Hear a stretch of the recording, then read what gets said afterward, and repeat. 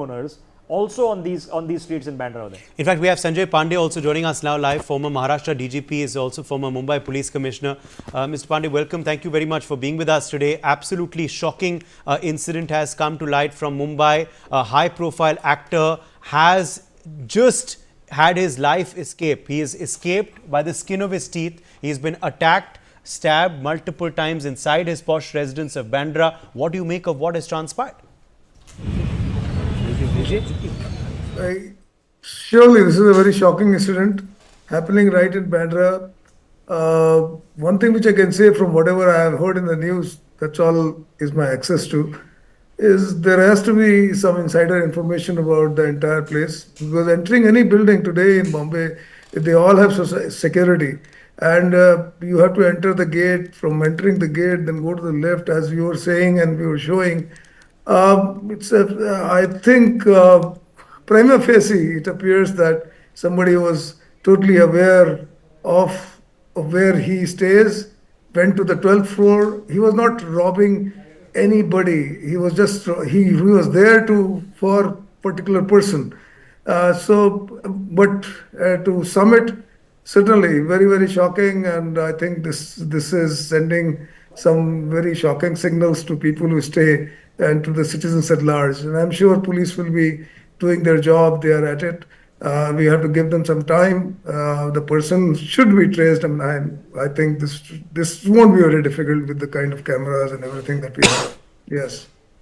Right. Also, of course, Sanjay Pand, what do you make of, what could possibly be the motive of this crime? We do believe that the individual could have had friendly entry. There are some reports saying that he was related to one of the domestic helps of Saif Ali Khan. That's something that will have to be investigated. He was trying to gain entry into the room of Saif Ali Khan's youngest son, Jay, which is when there was a commotion, and that's when Saif Ali Khan reportedly confronted him, which is when this attack took place on him. Well, at the moment, it's too early to assign any motives. Bombay has a lot of poor people, and could be just, the motive could be just robbery. But targeting a person, targeting a 12th floor, I believe it's a 12th floor, has to be insider information. If more motives have to be attached, I think police will have to find them out.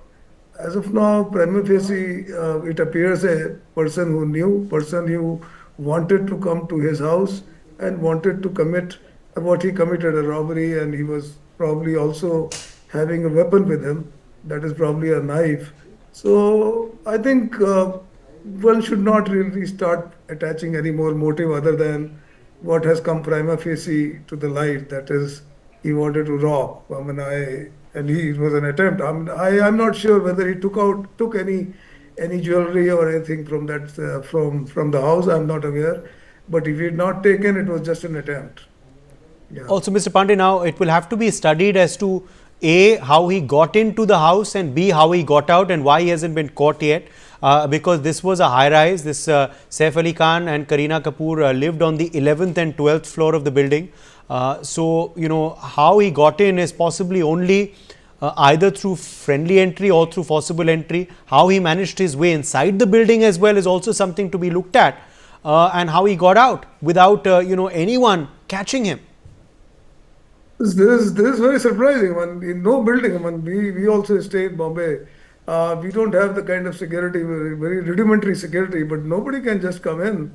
So I think the guy was familiar. He was known. That much, I think, without going any other facts, one is very, very clear. And going to the 12th floor, knew that there was some person staying there. Actually going to a particular room also gives a very clear indication that these are the people who are totally aware. So I think it won't be very difficult. Give some time to the police. Shocking as it is, but I think Bombay police, as I have known, will be on the job, and they will get. They might have already gotten the person. They don't have to disclose right away. So I think in a situation like this, they should be able to, and they would be able to give them another 10, 12 hours, and they should.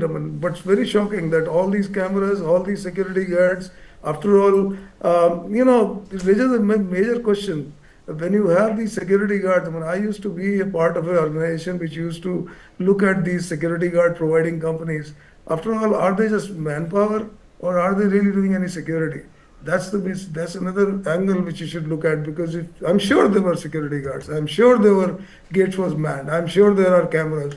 What were they doing, and are we paying them? As a citizen now, I am also a Bombay citizen. So are we paying them just for being bodies?